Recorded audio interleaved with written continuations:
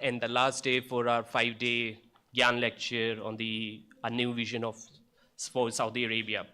Our guest and our dear speaker are here with us again with a new tie and new fresh insights uh, to give it to us his decades of experience as well as all the labor that he put in sitting in libraries and going through manuscripts. Uh, Title and the theme that we will be discussing today is Islam and modernization in Saudi Arabia. You know, religion, as we know, is a very inseparable part of as an individual, our individual lives, but to the society as well as states.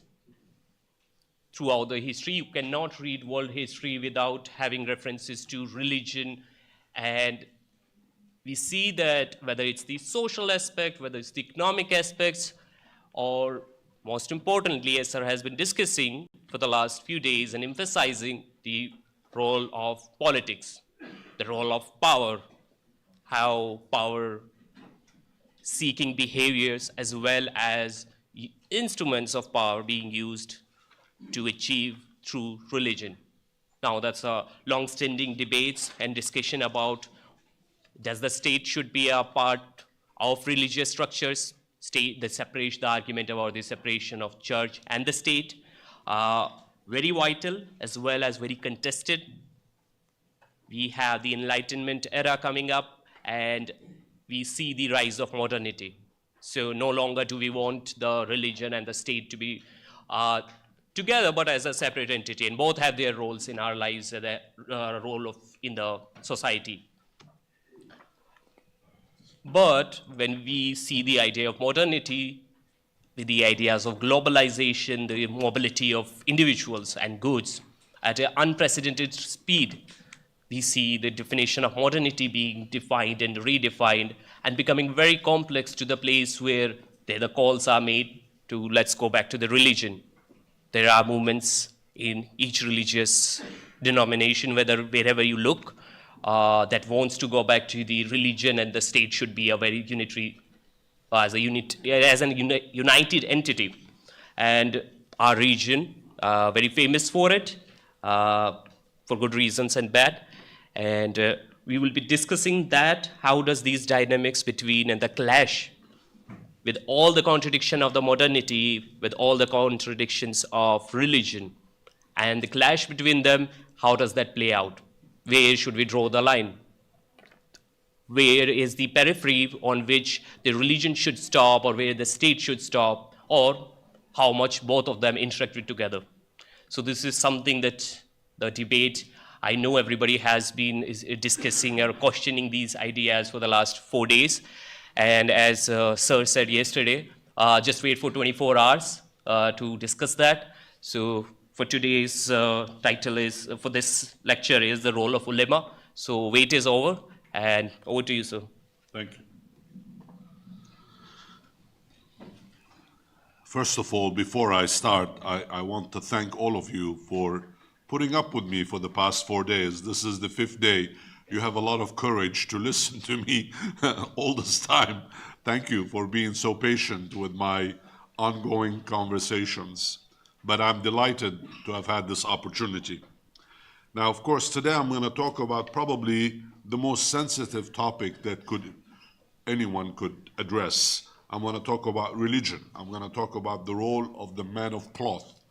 And I mentioned several times to you before about the importance of the 1744 alliance between Muhammad bin Abdul Wahhab and Muhammad bin Saud and the pact that they created. Now, I'll remind you that now the 1744 pact has been supplemented by going back to 1727, and that is the date that is being celebrated for the rebirth of the country, 1727. Although the pact that was reached between these two men in 1744 still holds. One of the best authors that has written about the subject is a man by the name of John Habib, who says that the 1744 pact was the muscular formation or reformation of Islam. In a sense, what the Al Saud did, they empowered the creation of the new state by providing a secular cover which was necessary to unite Arabia's tribe. Now, I'm not going to talk to you about these two individuals per se. You can look that up if you want. What I want to do is talk about Muhammad bin Abdul Wahhab's legacy on the man of religion, on the ulama. Ulama is the plural for alim, A-L-I-M. A alim is a scholar, a learned man. The plural of alim are ulama. And of course, in the program, it's written U-L-E-M-A. You can write it that way if you want, but in Arabic transliteration, ulama with an A. That's the same thing. Now, Muhammad bin Abdul Wahhab was 90 years old when he died in 1792, but he left two legacies. One, an unassailable pact, and two, 4 qualified sons who followed in their father's footsteps. Importantly, all 4 of these men got along fabulously well with Abdul Aziz bin Muhammad bin Saud, and when the latter died in 1803, with Saud bin Abdul Aziz. Aspiringly, the alliance delivered on its promises as the Al Saud expanded their realm further across the vast Arabian Peninsula that encompassed Bahrain and the Buraimi Oasis on the strategic crossway between Oman and the lower Gulf Sheikdoms. Dir'iyah, the old capital or the foundation capital of the Al Saud, was not only a center of power for the Al Saud, but gradually it evolved into a source of tribal authority. Arab leaders across the vast peninsula feared Al Saud justice, especially after 1803 when Sharif Ghalib was defeated, which resulted in the wholesale destruction of shrines where people offered prayers to saints rather than to God. Now, I remember telling you, and I hope you remember what I've told you, that Muhammad bin Abdul Wahhab's contribution has been unification, unity, tawheed. Now, if in the previous period people venerated saints, they went on their tombs and so on and so forth, Muhammad bin Abdul Wahhab was against all of this. He considered that only worship was to God, only one God.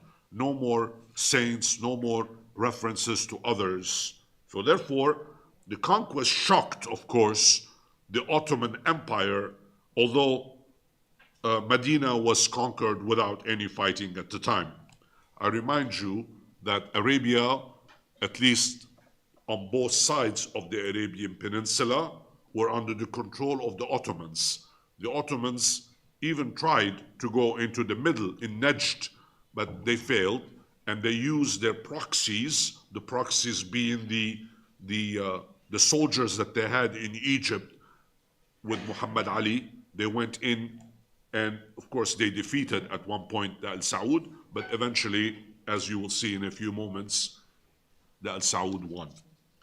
Though Muhammad bin Abdul Wahhab and Muhammad bin Saud sealed their pact in 1744, the modern foundations of the Unitarian state, and you notice that I'm not using the term Wahhabi, although I will use it because most of you are familiar with the term.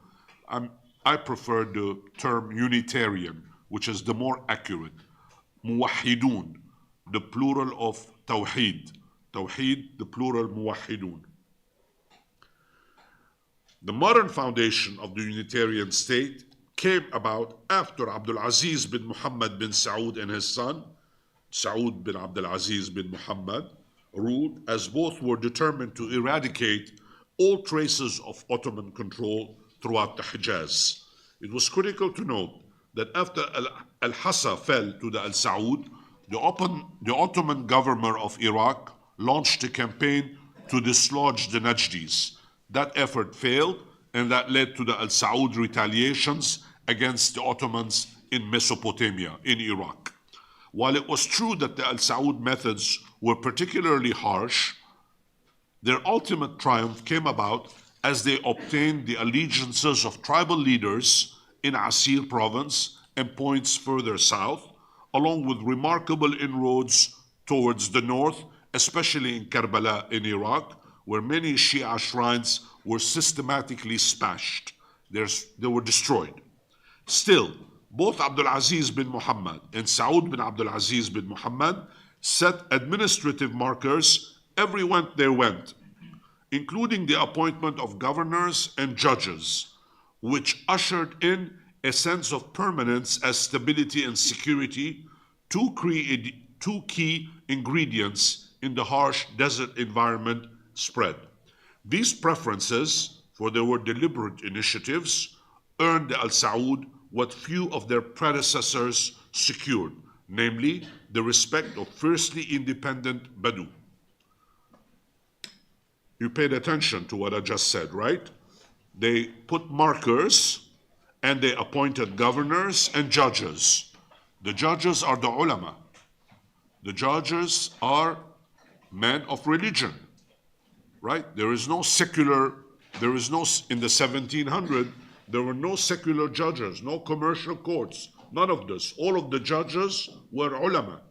They were alims, each one of them appointed in wherever the conquest occurred. In fact, the Arabian Peninsula was gradually pacified, both through law and order, as well as military discipline, coupled with the ulama's spiritual guidance. Here you have the making of a state. You have law and order, you have military discipline, you have a judicial system that is being implemented everywhere the Al Saud go, spiritual guidance provided by the ulama. This was not only an avowal of growing Al Saud influence in Arabia, but one of the most prominent observers of this period, by the name of Lorimer, who was a renowned British political resident. He was stationed in Bushehr, Iran, and who traveled extensively throughout the region before he produced perhaps one of the most complete histories of the Arabian Peninsula. The Lorimer Gazetteer is in 8 volumes. I'm sure the library here has it. You can look it up. I have my own copy at home. It's so important that I actually spend the money to buy all 8 volumes of the Lorimer Gazetteer. And believe me, I've read the whole thing. It's in several thousand pages. But that gives you an idea, the detailed idea of how they went from one oasis to the other, from one hamlet to the other. There were no cities in those days. There were no homes. There were hamlets throughout the desert. So the Al Saud go from one to the other, from one to the other. They conquer one tribe after another, and they establish the institutions that eventually became what Saudi Arabia did. Lorimer writes the following: the tendency of the Wahhabi government in Najd was essentially civilizing. Look at the term that he is using. The Al Saud civilized the Badu. That's what he's saying. This is a British observer saying this. Among the principal objects kept in view were the establishment of law and order, the suppression of local wars and private feuds between families, and the substitution of the latter of state-inflicted punishments and state-awarded compensation. These testimonies highlighted what has seldom been acknowledged, namely Al Saud law and order tasks, no matter how severe they were, and they were severe, make no mistake about that. Muhammad bin Saud ruled with a sword. He was severe. He did not take no for an answer. He wanted things done. And he was largely motivated, correctly in my view, by anti-Ottoman sentiments, because the Ottomans were conquerors and he was opposed to the conquerors. It may be safe to surmise that the Al Saud brought forth concrete anti-colonial Arab nationalist sentiments long before Arab nationalism was discovered in the Levant, in Syria, in Lebanon, in Palestine, in Iraq.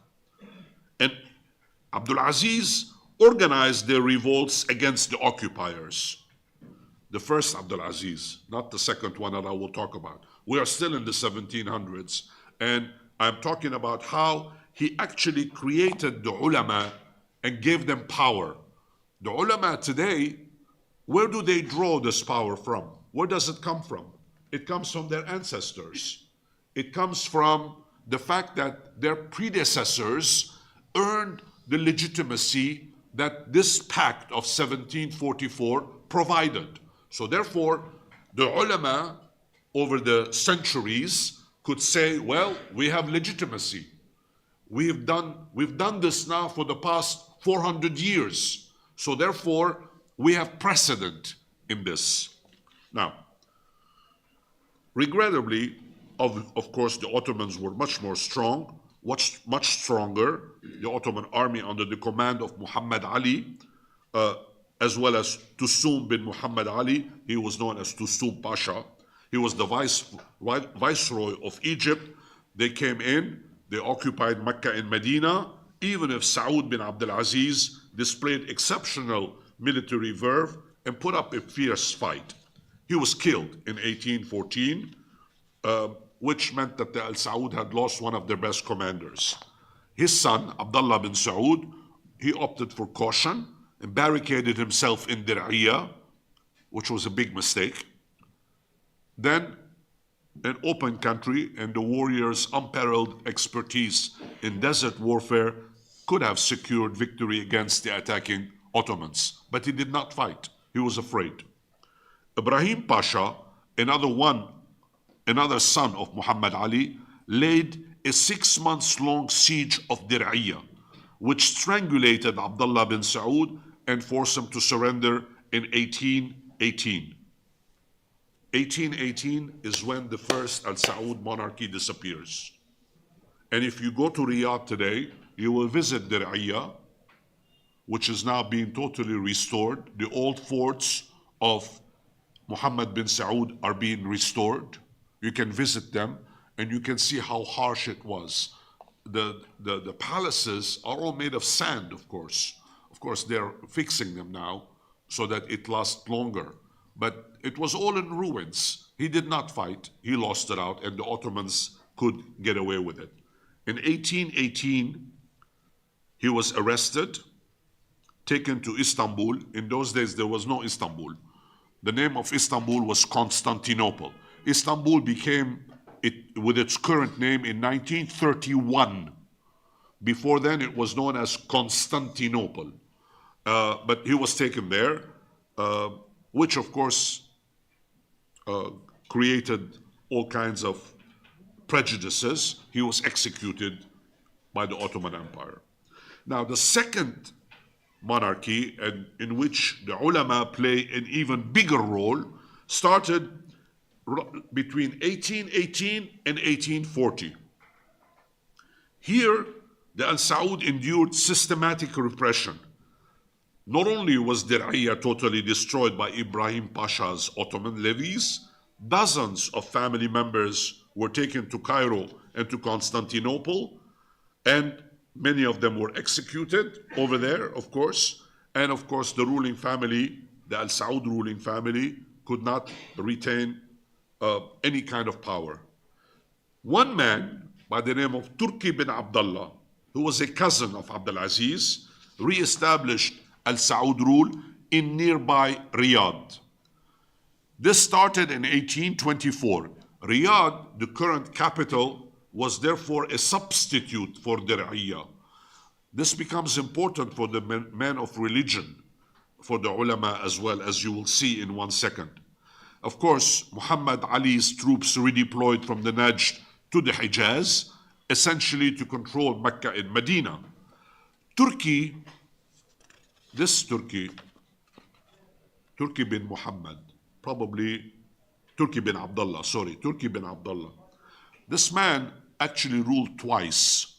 He was one of the heroes of the Al Saud family, Turki bin Abdullah. He's an exceptional leader, a prince who lacked the realm that entitled that a ruler required, but someone who understood that one simply did not impose order through a sword. He severely condemned the sin of oppressing the subjects of the state and warned that the penalty would be disposition from office and exile, which was sufficient to bring local governors under control. And he relied on the ulama. He relied on the clerical establishment. He advocated the application of religious principles. He firmly believed that legitimized Al Saud authority was directly tied with the relationship that he would have established with the ulama of Saudi Arabia. He was assassinated in 1834, but his son, Faisal, proved to be equally worthy of his title. Now, as Muhammad Ali, the viceroy of Egypt, Ottoman suzerain, essentially, feared Faisal bin Turki, and the Cairoese reoccupied Najd, defeated Faisal in 1838, and transferred his prisoner to Egypt. Faisal escaped from his prison in Cairo in 1843, returned through Riyadh, and relaunched his reign. In Lorimer assessment, Faisal bin Turki was distinguished by his dignity and self-possession and was rejected for the justice of his decisions. But he was greatly feared, especially by the Badu, on account of his merciless severity. In his dominions, Faisal seems to have maintained perfect order, and from the very first year of his reign, he showed great energy in protecting the yearly pilgrimages to the holy cities against marauding Badu. A nationalist leader in the true sense of the term, Faisal was content and ruled until 1865. His successors confronted a return of the Ottomans, whose troops hemmed the Al Saud between the Hijaz, and after 1872, they essentially squeezed the Al Saud as much as possible. Tribal differences between the Al Saud and the Al Rashid rose, both of which were Unitarian, Wahhabi, and shared an open competition for power, which translated in a rivalry. In the event, the Al Rashid prevailed. They won, which weighed heavily on Faisal bin Turki's offspring. In 1891, Abdul Rahman bin Faisal bin Turki and several other members, including a young boy who was only 11 years old, Abdul Aziz bin Abdul Rahman, the founder of the third monarchy. He was 11 years old at that time. They were kicked out of Najd, and they went to Kuwait, and they sought refuge with the Al Sabah ruling family in Kuwait. So in 1891, essentially, the second Al Saud rule ends. It ended before, but with this exile, it was very difficult to pretend that there was any kind of state left. The Al Rashid won. And guess what? The Al Rashid had the protection of the Ottomans. So here you have an 11-year-old boy with his family, his father and everything, sent to exile. Now, as I said, we're talking about the ulama. As I said, the Al Rashid and the Al Saud accepted Unitarian creed. The ulama that were there were still practicing the justice of Tawheed of Abdul Wahhab. That has not changed. So therefore, the doctors of law, the judges, the governors that were appointed by both the Al Saud and the Al Rashid had the same credentials. There was no dispute at the religious level. The dispute was on the political level. Who would rule? Which family would be in power? Which family will determine the fate of the peninsula? All right? So that's so that you are clear. So all of a sudden, if you are a alim, if you are a religious cleric, you have to ask yourself a question. Where is my allegiance? Is it interesting? Shall we listen to it too, Mr. Hussein? He did not even respond to me. We will take 5 points of his exam. No, we will not do that. So therefore, if you are a alim, you're a judge. You're supposed to apply the teachings that you've learned. And in those days, none of the reforms that I'm going to talk about later existed. So the alim was very powerful. The ulama in general were very powerful. So they had a dilemma. The dilemma is, how do they balance politics and religion? How do they keep everybody happy? Because on the one hand, they have to be fair and just. And on the other hand, they have to play the political game between the Al Saud and the Al Rashid. And now the Al Saud are in exile. They're gone. They go to Kuwait, and the Al Sabah ruling family welcomes them. But guess what? That's a golden opportunity. A golden opportunity to open up to the rest of the world. Because Kuwait was a very open area at that time, the most advanced part of the Arabian Peninsula, as you will see as I continue the story. Now, as I said, the second Saudi state, like the first one, was based on the 1744 alliance between the ulama and the umara, the princes, if you would like. Amir, umara. Amir is singular, umara, the plural. So between the ulama and the umara, there is a 1744 pact, if you would like. First and Second Empire. Abdul Aziz bin Abdul Rahman, the 11-year-old boy, was aware of the pact. He knew about it. And maybe argued that he matured his perspectives when he was in Kuwait. He was in Kuwait between 1891, when he arrived, he was 11 years old, and 1902, as he observed the Al Sabah court. What a learning process. All of a sudden, you are in a different court, and the Al Sabah were imposing. They had a court in that period. Even though still the British were ruling over the area, but nevertheless, the Al Sabah were there. At the age of 22, this young boy, Abdul Aziz, the founder of the Third Monarchy, at the age of 22, the young man decided that the time had come to move. And he embarked on an adventure of a lifetime with what were truly very rudimentary means and supported by very few warriors, and where he decided that he had to return to Central Arabia to reclaim his authority. His goal was to simply restore Al Saud rule. Now, this is, in historical terms, it's very easy to say that.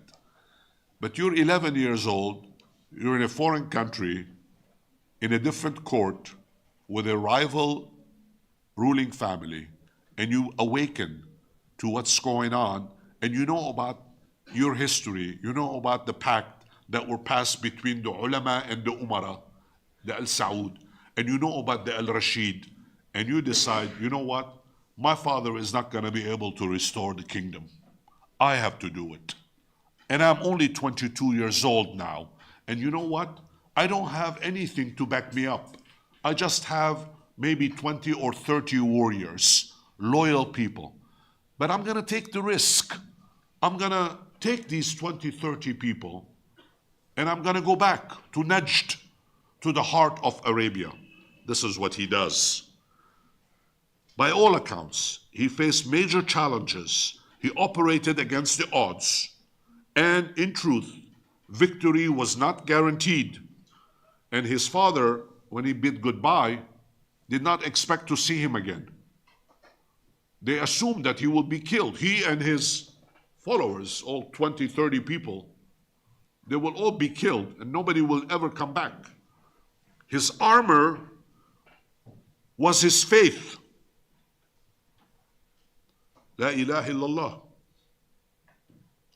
He was motivated by a raw determination to succeed. Abdul Aziz truly was a great man. Why? Because he wanted to change history. There are not too many people in life who are like that. He wanted to change history. And as you will see in the next hour, in the second part, Muhammad bin Salman's hero is this man, Abdul Aziz. Because Muhammad bin Salman wants to also change history, like his grandfather. Now, although Abdul Aziz threw the Ottomans out of Hassa and Qatif in 1913, his far greater accomplishment at the time was to introduce Hijras. Hijra is a small hamlet, not a town, a hamlet, really. He introduced them as he went along. And from 1902 to 1913, as he expanded his power base, he would establish everywhere he went hijras. These are markers, really. You are creating borders. That's what he did. Now, again, we have the benefit of history to figure it out. But imagine for a second, put yourself in his position. He's going about doing this. How difficult it must have been. What kind of vision he must have had to go ahead and create different hijras as he went along throughout Najd. Najd, Hassa province on the eastern province. These are large areas. These are, and remember, Al-Rashid, and you have to fight them. And of course, it was pretty bloody affair. And he needed to expand. And the clash that occurred between the Al Saud and the Al Rashid was something out of the ordinary. They arrive in 1902. There are about 30, 40 people. They attack the fort. They climb over the fences, whatever fences existed, and they have body-to-body confrontations. And the Al Saud win this particular episode. The Al Rashid are defeated. Now, as his popularity increased after 1902 until 1913, more and more people joined his bandwagon, so to speak. These individuals in the Hijras came to be known as the Ikhwan, the Brotherhood. Not the Muslim Brotherhood, not the Ikhwan al-Muslimun, just the Ikhwan. Only the Ikhwan. Okay. Eventually, there will be problems with these folks as well. But we're not there yet. Stay with me, I'll get you there. But for now, remember that the Ikhwan are his muscles. He needs these people. The Hijras are very important. Badu tradition, tribal rule, conquest, defeat of the enemy. You take the spoils, you share the spoils. The Ikhwan are happy. They're warriors. They're Badu. And of course, the rise of the opposition group within the Wahhabi movement was the result of these kinds of unholy compromises which the Saudi clergy apparently engaged in, even when its leaders knew that supporting the state conflicted with their religiously based convictions. I mentioned to you before, a alim, the ulama, each individual alim has got to make a choice. Do we apply Sharia? Do we apply the dogma on the one hand, or do we pledge allegiance to the state?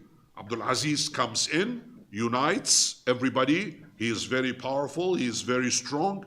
He defeats the Al-Rashid, and the ulama now are in front of a dilemma. They have to make a decision. Do we stand with Abdul Aziz or do we stand against him? And Abdul Aziz was a big guy, really big guy. He was twice as big as I am. He was an imposing figure. Not only he was smart, but he was physically a courageous man, and he actually fought. In fact, he had over his body all kinds of scars, because in the old days, you know, they didn't send F-35s to bomb Gaza and kill 10,000 people at a time. You had to actually have the courage to fight as a soldier.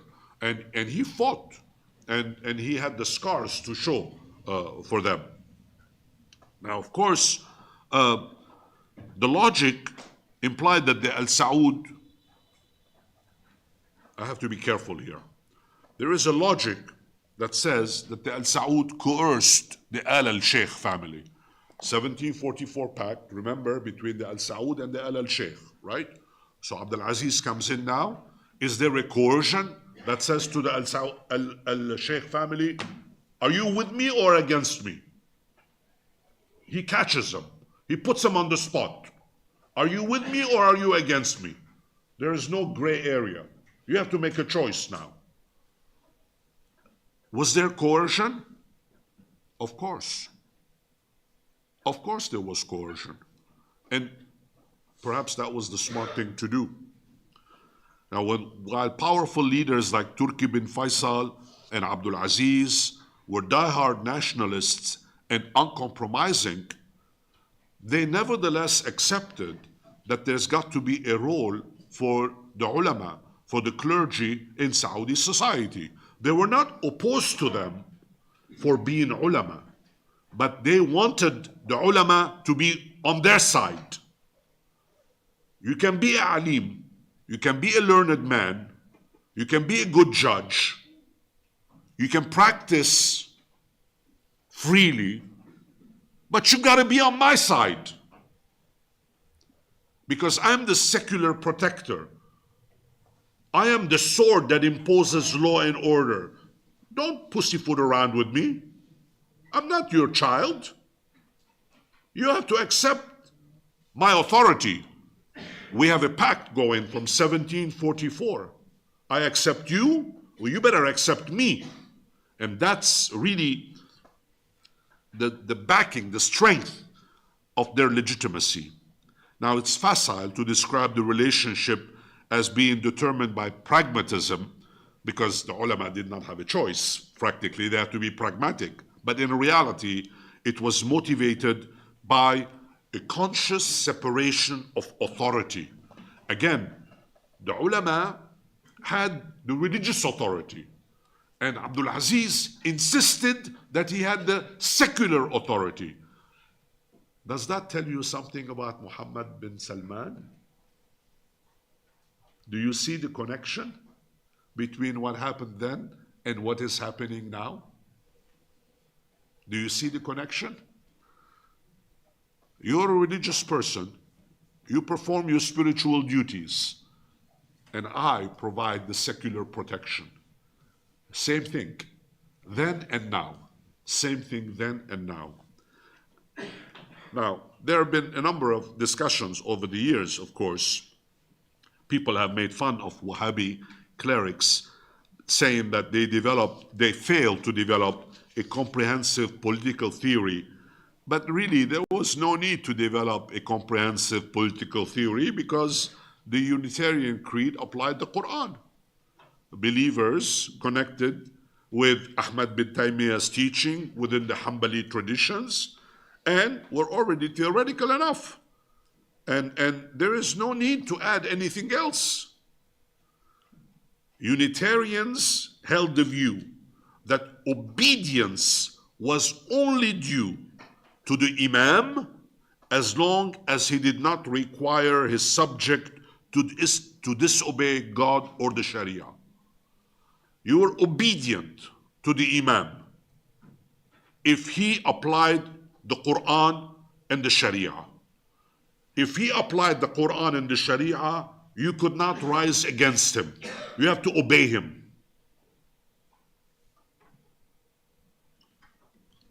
The duty of obedience to the Imam became one of the most essential principles of the political sociology of Unitarianism, of Wahhabism, if you'd like. This sealed further the relationship That was what the Ikhwan practiced, even if very reluctantly. Now, if there is a tyrannical imam, what does one do? Does one rise against this imam if he is tyrannical and does not apply the Quran and the Sharia?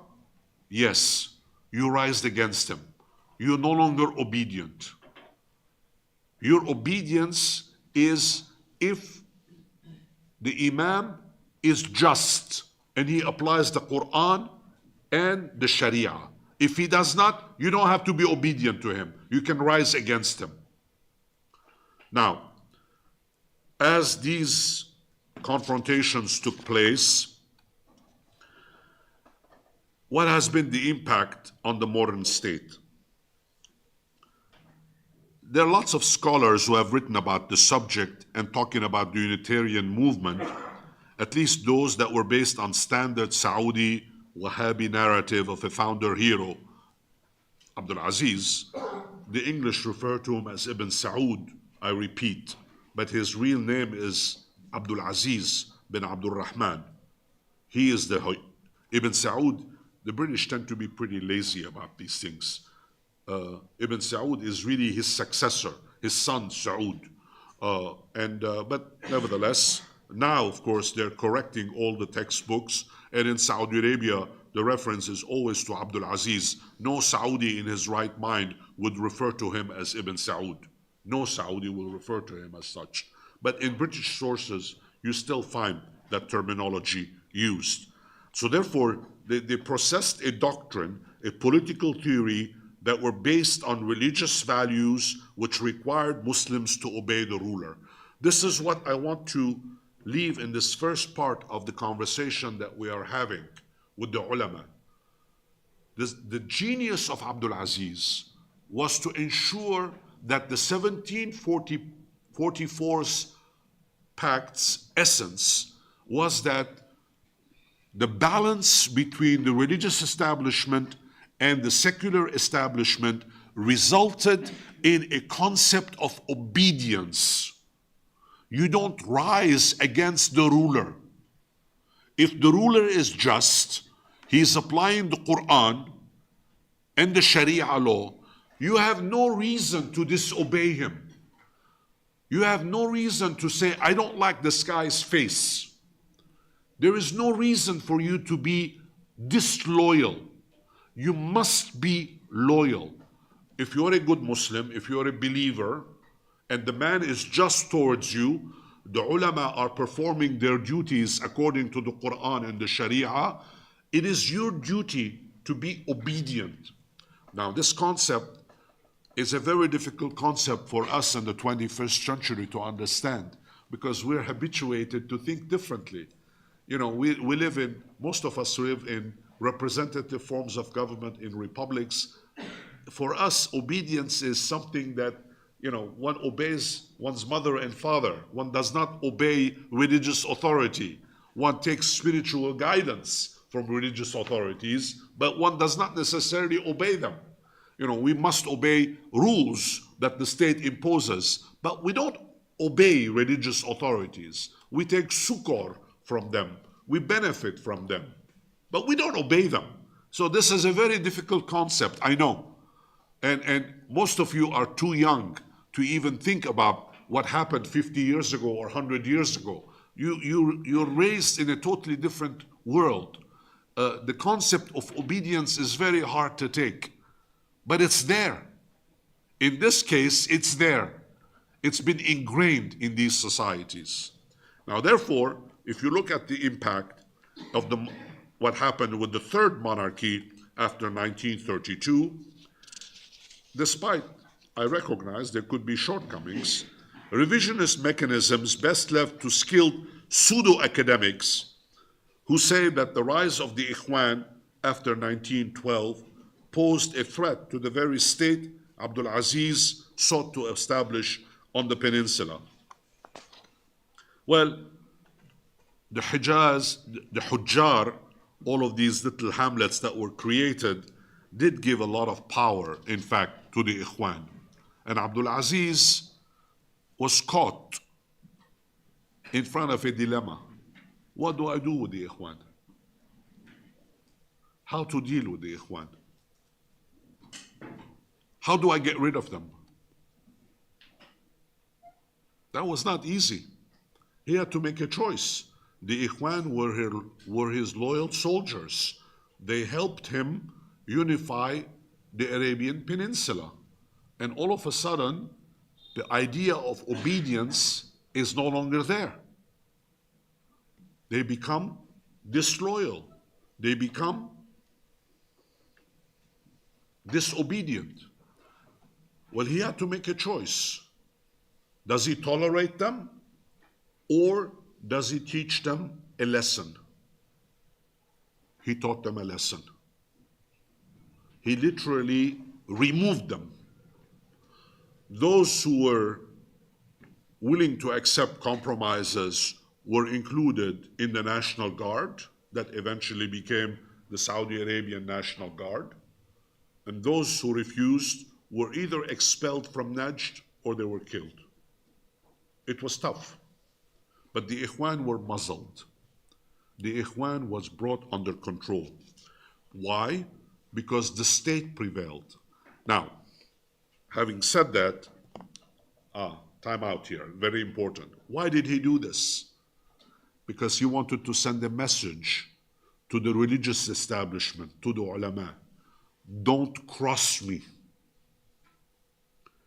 If you cross me, this is your fate.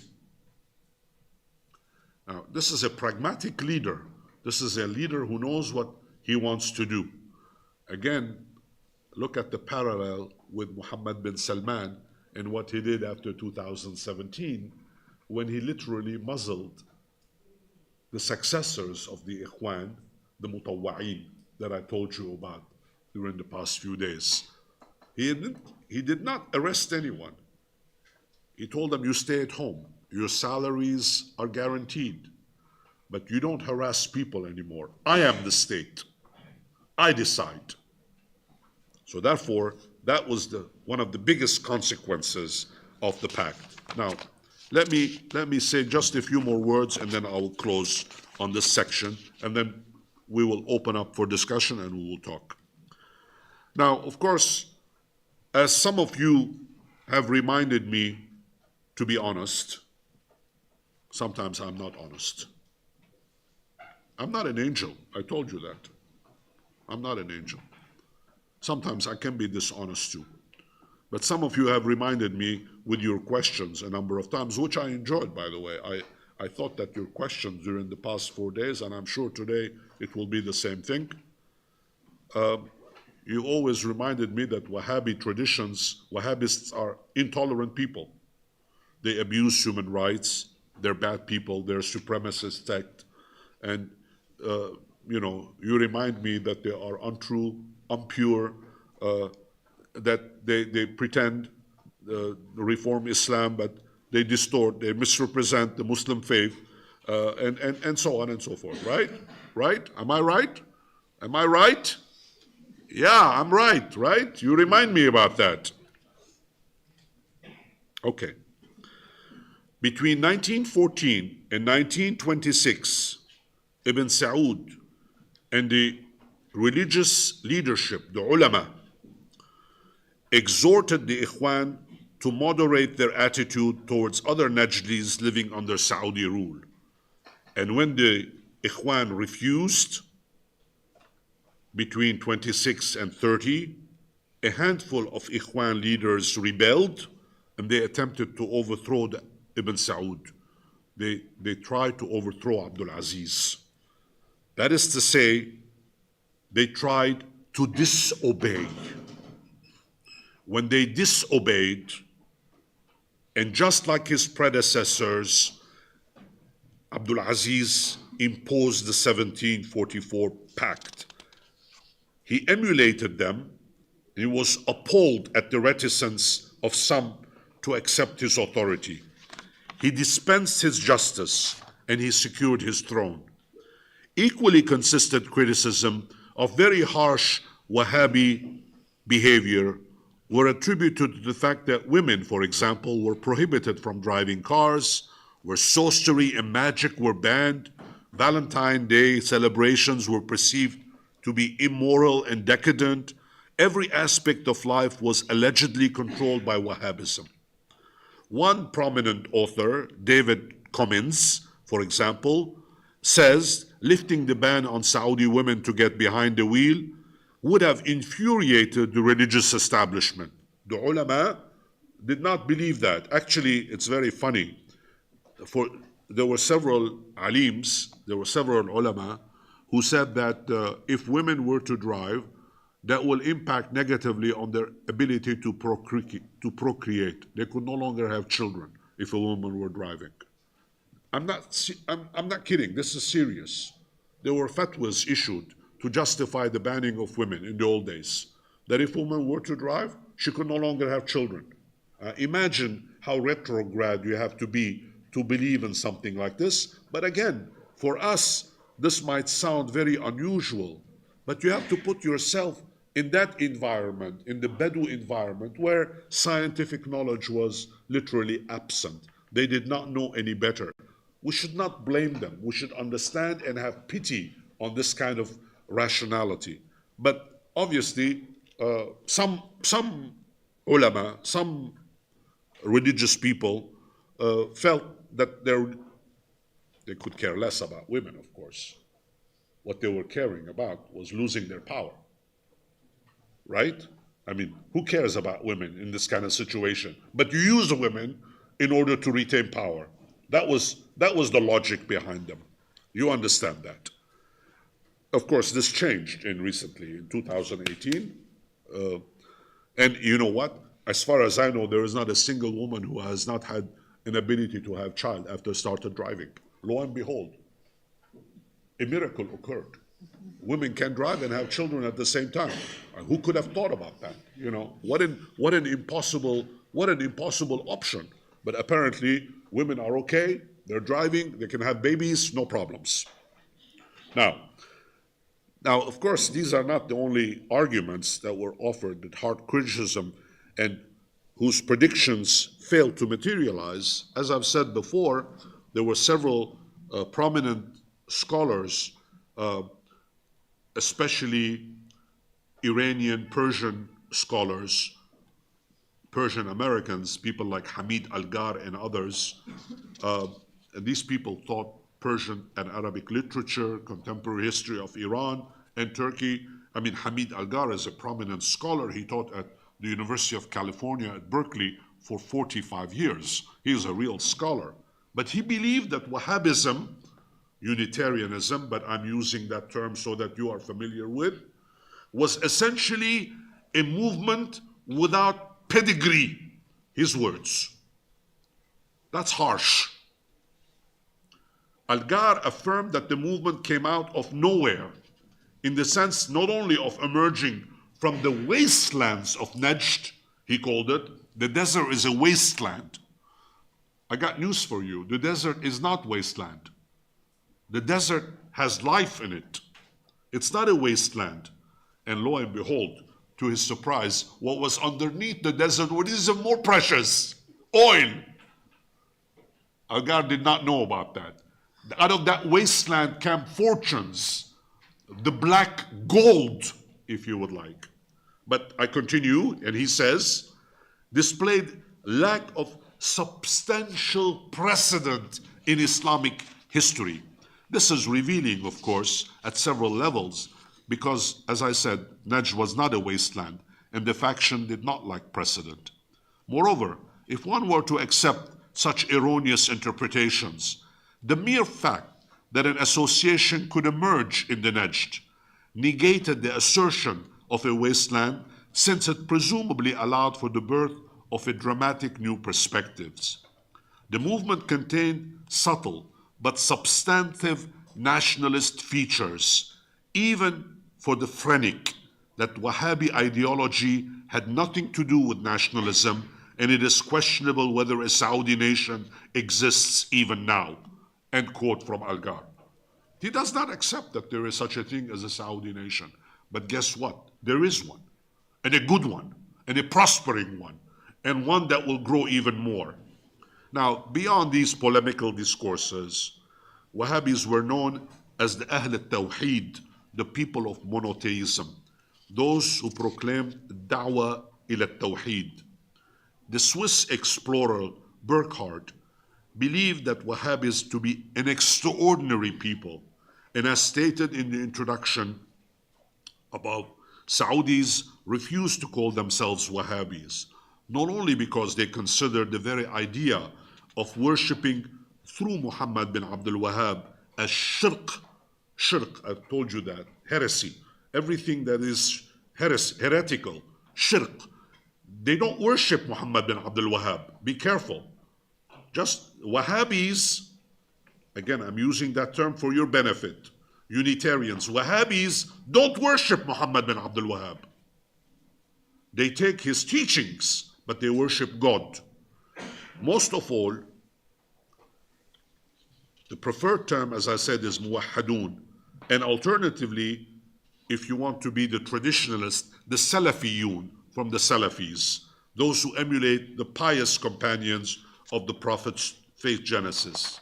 I will close by quoting from one prominent writer, George Rents, who wrote about the subject years ago. Unitarianism, he said, gave way to genuine teachings of Tawheed, which detractors found troubling.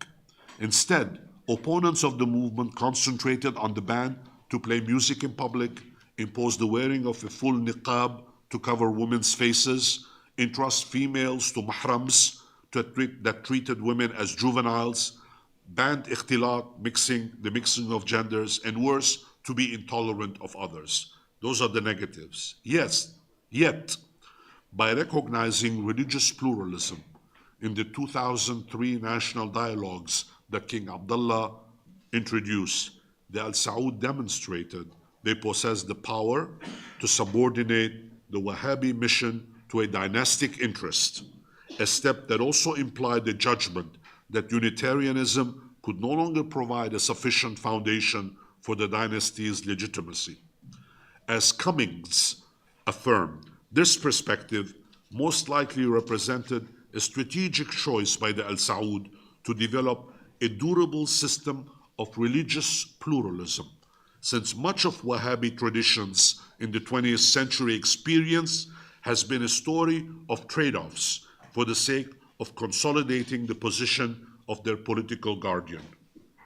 Now, we are 275 plus years of the old alliance, the 1744 alliance, that's corroborated its durability, its strength, and it ushered in a far less permanent stability on the Arabian Peninsula.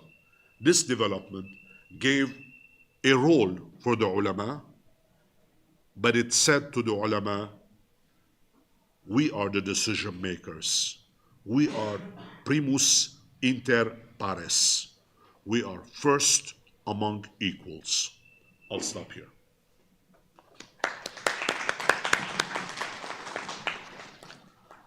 Thank you, sir. It was a wonderful session, heavy in terms of the content as well as the ideas that you captured, locating the modern conflicts that we see between the ulama and the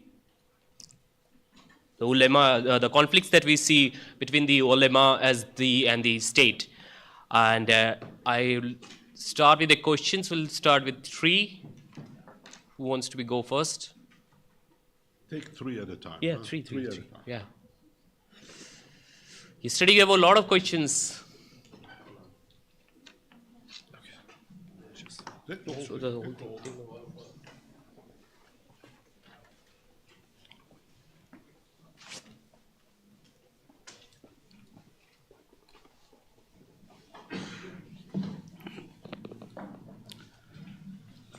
Sir, as your initial part of the lecture, which little bit focus on the destruction of the shrines and some grapes by the Wahhabis. I mean, they support that, and their logic is that this in the time of the Prophet there was no grave had been cemented as 2 days. I mean, if you see in Indian subcontinent, there are a lot of shrines. saints and all. So, what is the justification? Is the destruction of the shrines can be legitimized through the Islamic law? Because it's a sin actually to cement any grave, uh, according to Islamic tradition. And the second thing is about the influence of this reform movement, particularly by the Muhammad bin Salman in Indian subcontinent. There are a lot of influence of the Wahhabis, the Unitarian as you called. In Indian madrasas, many of my family members also have studied in the madrasas. So now they are changed their syllabus. Last almost 10 years, they are teaching the children, students from 1 to 12th NCRT syllabus with Islamic studies. I mean, they also included science, maths, and geography, history, and all. So, how do you see? Is the reformation in Saudi Arabia will impact larger level? Thanks.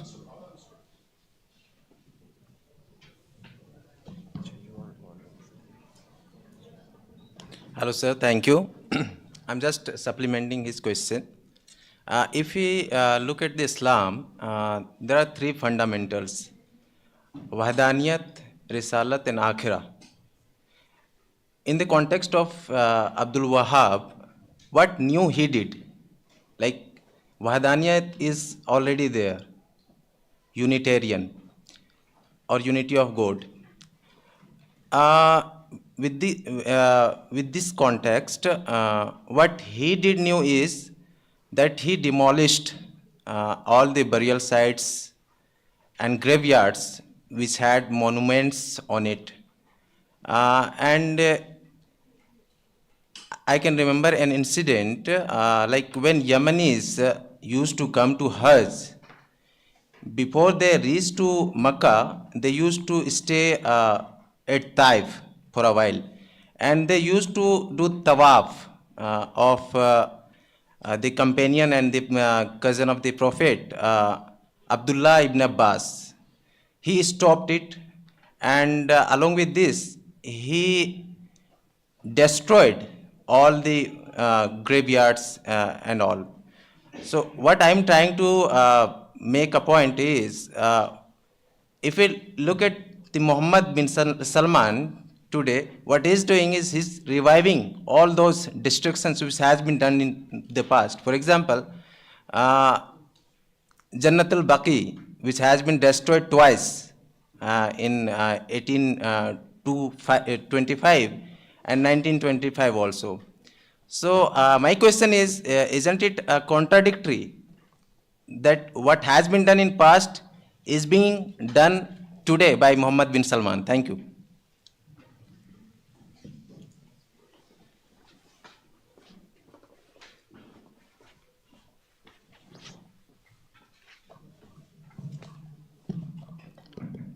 Thank you, Professor Krishishan. My question is related to these religious scholarship and writings of Ibn Abdul Wahhab. Is there any critical scholarship work done within the Najdi scholars about the writings, fatwas, and opinions of Ibn Abdul Wahhab? Why I am asking is that during the ISIS, when ISIS were on the route in Iraq and many of the attacks were happening, King Abdullah actually reprimanded the religious establishment that what the hell are you waiting for? Why you are not opening your mouth against the atrocities? After that, they came out, but they simply issued very general statements. There was no point about rebuttal about the points raised by the ISIS propaganda machine. Most important thing is that most of the indoctrination camps of the of the ISIS, they were using Nawaqidul Islam, the main indoctrination book that was written by Ibn Abdul Wahhab, and it was used during the Ikhwan's military force indoctrination as well. So my question is there any work? Because what happens that if you do not critically evaluate the opinions of your past scholars, you are not going to learn. As we all know that they don't like to be called Wahhabis, or because they don't worship Wahhab, okay, Ibn Abdul Wahhab, fine. Let me give you an example. Once there was a Selfie scholar. I asked him, okay, you don't follow Wahhab, Ibn Abdul Wahhab. He said, yes, we don't follow his teaching. Okay, I said, okay, fine. Is he innocent? He said, of course he's not innocent because he's a human being. Okay, I said, okay, fine. Please provide me 5 mistakes which he had made. He was completely dumbfounded. That means that he was actually thinking he had no mistake. He never committed any mistakes. Either, so that is why I am asking that, is there any critical scholarship within the Najdi scholars? I'm not talking about the Hijazi scholars, so because I think you know better that there is a Najdi scholarship, that Najdi scholars always dominates the religious establishment. And the second question is related to, sorry. Yeah, I know that. Okay, I will ask next time. Okay. No, sorry for. So the idea is to keep your questions a little bit shorter so that your other attendees can take more questions. And It's true that justification was probably unfair when it comes to the destruction of a lot of graveyards and a lot of other places of worship, monuments, etc., and so forth. That's not contradictory at all, because what Muhammad bin Abdul Wahhab preached was Tawheed. Tawheed for what? What does Tawheed mean? What is unity? Unity to worship a single God. Before then, when you go and revere saints, this is very prominent in Shia Islam. It is not done in Sunni Islam, where Abdul Wahhab, not just Abdul Wahhab, but a lot of other Sunni traditions have also followed the same, whereby you concentrate on the God Himself. It is true that it's very unfair to destroy all these monuments and on all these graveyards and so on and so forth. You're right. It's very unfair. It's part of history. There is a cultural heritage there. But the purity of the approach required them to go ahead and behave in the way they have behaved. There are no saint worships in Sunni Islam. Period. There are no saint worships in Sunni Islam. My name is Joseph, and there is Saint Joseph. And I respect Saint Joseph, the father of Jesus Christ. But he's not God. I don't pray to Saint Joseph. I pray to God. I pray to the Father, not to Saint Joseph. Even though my name is Joseph, I'm supposed to kind of feel sympathy for the guy, right? Incidentally, for those of you who don't know, Saint Joseph is a very interesting character. He never said anything. He never said anything. There is nothing written about him. Nothing. He didn't even say hello. Nothing. I dare anyone to show me in the holy books or scripture anything attributed to Joseph. Nothing. He kept his mouth shut because he did God's will. And I pray to God. And a lot of these folks have concentrated, in a very strange way. Tawheed is it's very similar to in monotheism, you pray to God. Now, it is unfair to destroy graves. It is unfair to destroy monuments because those are cultural heritages. Now, that doesn't mean that in the future the same behavior will occur. The behavior will change because the culture is changing and there is a lot more tolerance, and perhaps in the future there will be a lot more monuments being built around. In Shia Islam, for example, today, if you go to Iran, you can go and actually pray to the monument of Imam Khomeini, okay? And there are lots of Shia Muslims go to Sayyida Zainab, a monument outside of Damascus. That's a monument, they pray. But as far as I know, Shias are also believers. They believe in God, but they also practice these additional visits. They pay their respects, and they pray for Sayyida Zainab. They pray for Imam Khomeini. In fact, Imam Khomeini needs a lot of prayer, if you ask me. But apparently in Sunni Islam, there is no need for that, especially in Unitarian process. So it's unfair. Life is unfair. Get over it. Get over it. Turn the page. Get over it. Turn the page. Life is unfair. Now, in terms of ISIS and Ibrahim al-Baghdadi is a politician. He's not a alim. He's not a ulama. Even though he went inside a mosque and he proclaimed ISIS for religious purposes. Ibrahim al-Baghdadi, who is now part of history, is gone, was a politician. He wanted power. As simple as that. As simple as that.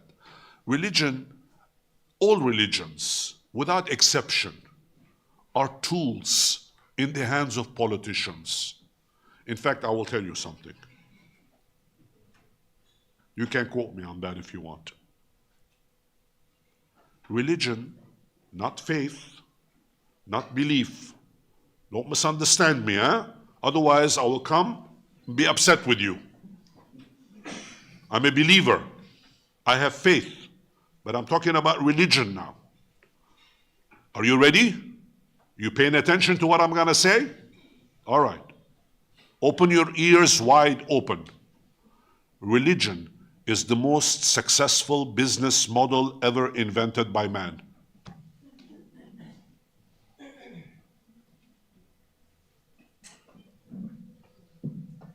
We'll take a next round. We'll start.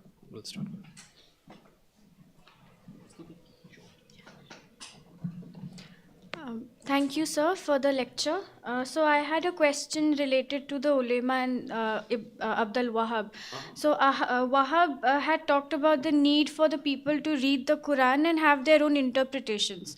And in that process, he had also criticized the ulema during that time because they were very powerful, and he kind of downplayed the ulema, saying that, you know, people have to read the Quran themselves and get the message on their own.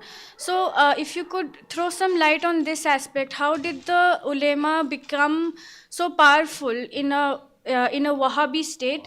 And even though Wahhab initially had kind of also criticized them. Well,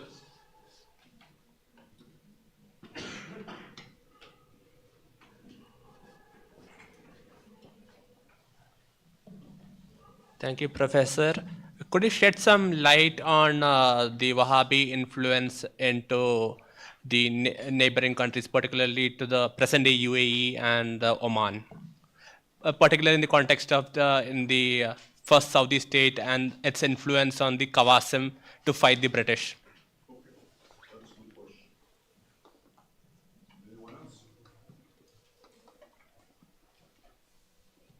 Anyone else? Who else? There were a lot of questions on ulema yesterday. It's all right. Don't hesitate, that's what I'm saying. It's all right. Just.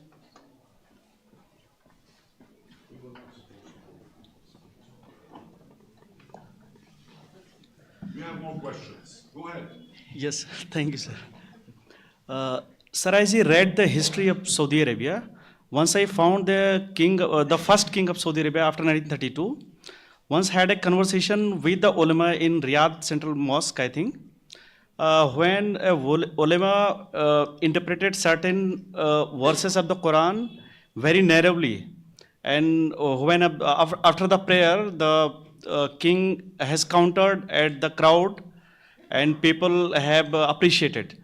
So I want to know what is the, I mean, who are the more, I will say, more progressive in the sense of interpretation of religion, because many times it happens. Sometimes also I mean, they interpret, and sometimes, of course, the ulama interpret officially, but the Al Sauds. Okay, sir. The more progressive, bring the camera. Okay, thank you, sir. Bring the microphone. more progressive are the Al Saud. Make no mistake about that. Look, tradition is a coward. It's like money. Tradition does not like change. If you are a traditional person, you want to hold on to what you believe in, to what you have. Progressive change requires risk taking. The ulama don't take risks. And in fact, Abdul Aziz's genius was in fact to break that mold. He had conferences in the 1920s. He brought ulama from all over the world. He united them in Mecca. And as I've mentioned before, the Al Saud go out of their way to be welcoming to all these religious leaders from around the world. Every time there is a religious conference, they try to unite people. When two parties are in dispute, they meet them, they bring them in within Mecca and Medina setup in order to benefit from the spiritual guidance that exists throughout the area, in order to bring some kind of a desire to accept reconciliation. The more progressive are the secular powers. Make no mistake about that, none whatsoever. Now, I am not trying to be propagandist for the Al Saud. The same could be applied to any other ruler in any other country. Really, it just so happens that in Saudi Arabia, we're talking about the Al Saud. They are the ones in charge. And as I have said before, and I'll repeat it, the Al Saud are tested. They're very good at what they do. They are effective rulers. They've demonstrated that. And I've explained to you today the difficulties that they had during the first and the second monarchies and the clashes that they had within the tribal environment, yet they prevailed. They prevailed from an 11-year-old who became a 22-year-old to a king eventually by 1932 when he united the country. Now, this is not the work of an amateur. This is professionalism at its best. So therefore, they are the ones that deserve all the respect in the world as well. Now, your question about Abdul Wahab and the power of the ulama. Before these folks, before the ulama, there was a lot of freelancing going on. A lot of freelancing, literally. People doing whatever it is that they wanted, worshipping left and right. The freelancing ended with Abdul Wahab. He put an end to freelancing. I'm using a modern terminology so that you can better absorb it. Freelancing is a concept that has been invented in the 21st century, but it was practiced probably for millennia. All right? So that ended. So therefore, his quest for unity meant essentially that you have to follow certain rules, and Tawheed and unification, the beauty of Tawheed is not that you renege, but you accept unity, and as I've tried to explain to you, you apply the religious rules, but you also accept the power of the secular institution, the obedience aspect that I mentioned to you. That's his genius. There are some people who don't like it. Obviously, in the Ottoman Empire, this was frowned upon. Why? Because the Ottoman Sultan was the Imam. Could you say anything against the Ottoman Sultan? You could not. The guy from Constantinople ruled over the entire realm of the Arab world and of the Muslim world. And don't forget that the Ottomans ruled over the Muslim world for almost 600 years. And you know what? It was not a very nice occupation. It was actually pretty bad occupation. People glorify the Ottomans for being open-minded, encouraging sciences, militarization, and all that. But it was pretty brutal. It was a brutal affair. So therefore, when you have enraged individuals like Abdul Aziz that come up and make this contribution, then the ulama have no choice but to fall in line and to accept the rules that Abdul Wahab imposed. If you're interested in the subject, I recommend that you read Cummins's book. Cummins has Cummins, History of Wahhabism. Very interesting book. And there is even a better book by I forget the name of it now on top of my head. But if you look at the footnotes of the Cummins book, you will see Natasha Long. She's also a very good author that has written on this subject. Ah, you've seen it already. Okay. So if you're interested in these details, you can dig into some more. The question about the export of Wahhabi Unitarian traditions in the UAE and Oman, for example. There is only one other country other than Saudi Arabia where the state official creed is Unitarianism, Wahhabism, and that's Qatar. The UAE and Oman are not. Oman is a particular case. I will say more in a second. The UAE does not follow the Hanbali tradition. If I'm not mistaken, it follows the Maliki tradition, which is the Egyptian tradition as well. So therefore, except for one of the Federation member states, there is only one of the 7 members where there is some Unitarian Wahhabi traditions, and that's Ras Al Khaimah, where there is some influence. In fact, when the UAE was constituted back in 1971, it started with 6 states, not 7, because Ras Al Khaimah decided that they wanted to wait to find out what was going to happen to the ulama, what was going to happen to the religious establishment. Oman is a different case. Omanis are Muslim, of course, and they're the creed is called Ibadi, Ibadhiya, Ibadi, Ibadism. Ibadi traditions started in Basra, Iraq, where there was a split within the community, within Shiaism. When Shiaism spread from Arabia, it went to Iraq. In Basra, there were conflicts between the different communities, and the Ibadis separated. The Prophet Muhammad, who was alive at that time, sent emissaries to Muscat in Oman and to convert Omanis into Islam, which they accepted. And I have written about this in several of my books. And Ibadi, what is different between Ibadi and let's say Shia traditions? Ibadis believe in tolerance. It is forbidden to commit political murder. You cannot commit political murder in the Ibadi traditions. In other words, ISIS would be out of business in Oman. You know, political murder is forbidden. And there are a whole bunch of other requirements. Dogmatically speaking, Ibadi traditions are very close to Sunni Islam, although Ibadism itself is an offshoot of Shia Islam in Basra. Again, if you're interested in this, I recommend that you look at some of my books on Oman, because I have devoted special chapters on Ibadi traditions, or you can go to the library and pick up a book on Ibadi traditions. The very different from Unitarian Wahhabi traditions in Saudi Arabia. And in fact, there was a dispute at one point between Saudi Unitarianism and Ibadism, because they were in conflict with each other and they didn't care for each other. And there were a lot of arguments against each other.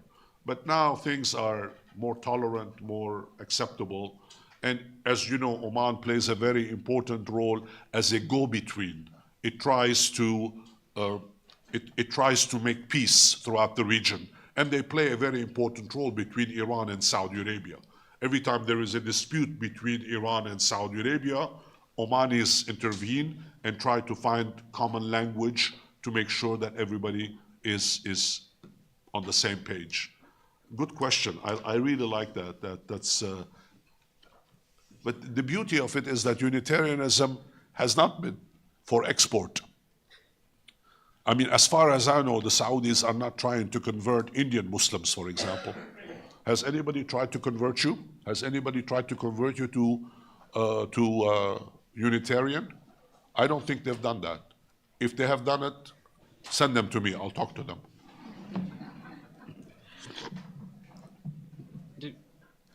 Is there any one question we can take? Just ask later. Make sure that the microphone is next to your mouth because I cannot hear you because of your niqab. So please speak slowly and clearly so that I understand. Sure, sir. Thank you.